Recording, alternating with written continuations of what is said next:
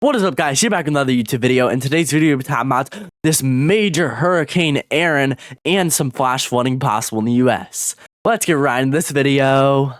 Major Hurricane Erin is currently a Category 3 hurricane that just went under eyeball replacement here, an eyeball replacement cycle, and is currently replacing its eye right now, and is currently has wind speeds of 127 miles an hour with wind gusts of 155 miles an hour, and is expected to strengthen into a major Category 4, maybe even a Category 5 hurricane as it heads towards the north. We could have some outer bands impact portions of the Turks and Caicos Islands, so definitely prepared for some outer bands causing some potential flash flooding and dangerous surf out there.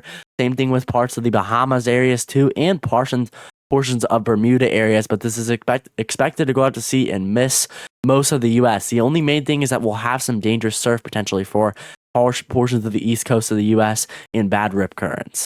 If you take a look at the tropical storm force wind probabilities, we do have some 40 to 50, maybe even 50 to 60% chance of seeing tropical storm force winds around the Turks and Caicos Islands, where we could see some tropical storm force wind impacts and some outer bands that could cause some severe flash flooding in that area. That's why we do need to be extremely weather aware there in Turks and Caicos Islands. And I would not be out on the beaches. The surf is going to be really dangerous here. It is expected we do have some isolated strong winds that could occur in the Bahamas, maybe some isolated tropical storm force wind gusts that could occur across portions of the Bahamas, and the same thing with Bermuda, as a 20 to 30% chance of that occurring is possible in Bermuda too. So I would just stay indoors as some heavy rainfall from the outer bands is possible, but luckily this thing is going to go right in between and not make landfall anywhere as it heads out to sea. If we take a look at the rainfall potential from Hurricane Erin, we could potentially see 2 to 4 inches, maybe even locally higher amounts up to 6 inches of rainfall across the Turks and Caicos Islands as the outer bands of rainfall. If they train over the same areas over and over again, they could cause some dangerous, significant flash flooding, especially in flood-prone areas that are near the beach, especially there in the Turks and Caicos Islands. So be safe and turn around and don't drown when encountering flooded roads. And we could also see that flooding potential on the northern portions of Dominican Republic and Haiti areas, where some heavy rainfall could be possible. Same thing with Puerto Rican Islands, but that's already occurring currently as this heads over, where some big time flooding potentially possible and some urban flooding. All right, the last thing I did want to talk about is that we do have the U.S. rip current risk, with moderate rip current risk that will probably be upgraded to a high rip current risk as this heads further north across these regions, close towards the east coast of the U.S. So definitely, if you're on the east coast there in the New Jersey, New York, maybe in Connecticut, Maine, areas in Massachusetts, Delaware, Virginia, North Carolina, and South Carolina, this will probably be upgraded to a high risk of rip currents here. I would not be on the beach at all. So not only will the surf be huge, but there could be dangerous rip currents. And if you're not even if you're a professional swimmer, you could be washed away by this. So I would just not swim whatsoever. There will probably be double red flags out on all the coasts in the East Coast, especially in the northern portions of the East Coast. So safe there. Now, the last thing that I do want to talk about in the tropics here is this 30% chance of tropical development with this tropical disturbance that actually does have a lot higher chance of impacting some sort of land and making landfall somewhere, especially in the Caribbean islands and maybe even towards the U.S. in the future, but that's a little too far out, as that would be more like 2 weeks away from now. But this is currently off the coast of Africa, very far away, but this thing could potentially strengthen. Now, I don't expect this thing to become insane like Hurricane Erin was, but this definitely is something we really need to watch, as it has a higher probability of making landfall somewhere.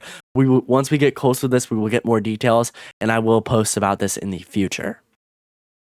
Now, for the severe weather threat, we barely have any severe weather across the U.S. besides today, where we do have a slight risk of severe storms in effect across Sioux Falls, Sioux City, and the Mankato regions and portions of southern Minnesota, northern Iowa, and portions of South Dakota and Nebraska regions, where an isolated tornado or two are possible and damaging winds is a squall line, and some storms ahead of it could cause an isolated tornado or two and definitely some damaging winds here. These storms will occur during the overnight hours, really late tonight, so definitely have your alerts and be prepared, as some damaging severe weather is possible, maybe even a tornado or two. Now, if we take a look at the flash flooding aspect of this, we do have a slight risk of flash flooding in effect today across southern Minnesota, portions of Wisconsin, northern Iowa, and South Dakota regions, including the Twin Cities, Eau Claire, and La Crosse and Dubuque regions here, where we could see some training of thunderstorms late tonight, even through the overnight hours here. So if you are out driving, which it's pretty late to be driving, but if you are, then turn around and don't drown when encountering flooded roads, as some training of thunderstorms could occur. and could produce 2 to 3 inches of rain in some spots, maybe even locally higher amounts, up to 5 inches across these regions. So definitely be prepared today, as a slight risk of flash flooding is in effect.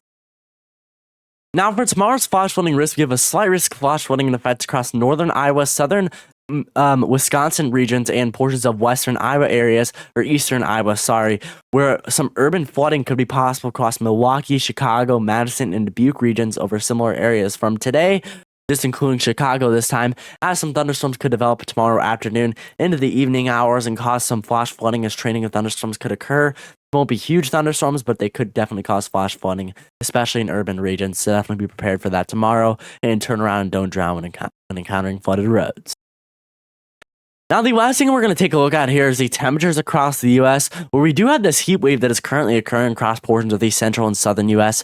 This will most likely be the last heat wave of the season here, as portions of the central and northern U.S. are going to see some below average temperatures start up here after about Tuesday, and it's going to be some good relief. It's going to be in the low 80s, high 70s in some spots, some good relief, and maybe even some isolated fall weather occurring in portions of Wisconsin and Minnesota regions, where in the Midwest, a big time relief, and it's probably going to feel nice out there, but no relief down in portions of the southern U.S. as Florida, Louisiana, all those southern and southeast U.S. areas are going to stay hot summer. And same thing with portions of the western U.S., where Phoenix, Arizona, Los Angeles, all Boise, Idaho, and portions of Oregon and Washington regions all seeing way above average temperatures in the 6 to 10 day outlook here.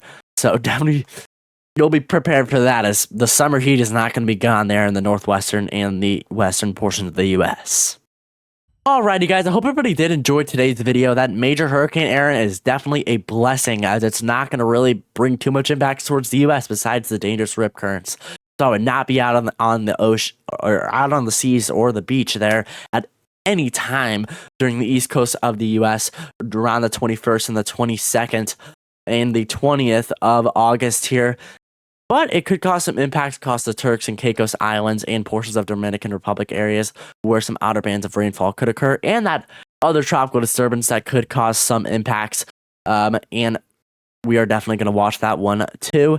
And some flash flooding and isolated severe weather in the Midwestern U.S. and a big cool down in the Midwest. Hope you guys enjoy this video. Make sure to like and subscribe to my channel. Bye, everybody.